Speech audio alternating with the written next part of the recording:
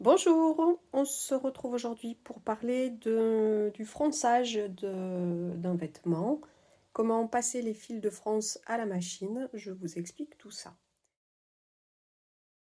L'idée c'est donc de garder un point droit et on va simplement augmenter la longueur du point. Donc sur ma machine c'est ici, j'ai augmenté la longueur du point au maximum.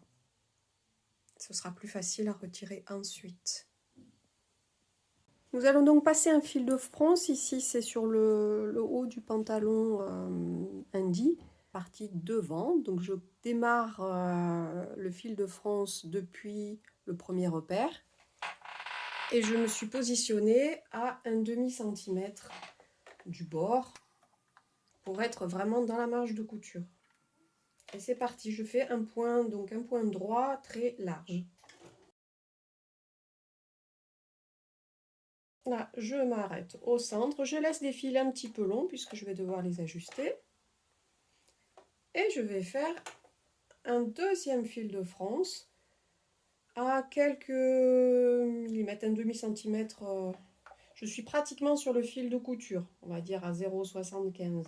Et je fais une couture parallèle à la première, toujours au point large.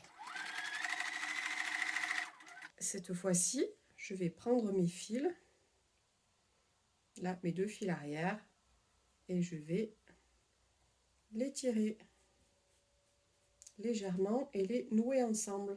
Et de l'autre côté, toujours les deux fils arrière, là, puisque j'ai choisi ceux-là, je peux les tirer légèrement pour froncer mon tissu.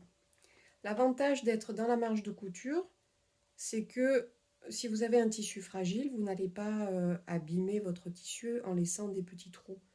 Là, ce n'était pas vraiment le cas, mais si vous faites des fronces sur un tissu un peu soyeux ou qui marque les trous, au moins ils seront cachés dans la marge de couture.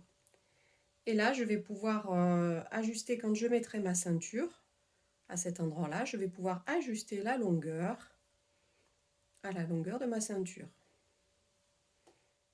Je vais faire pareil de l'autre côté du devant pour ce pantalon.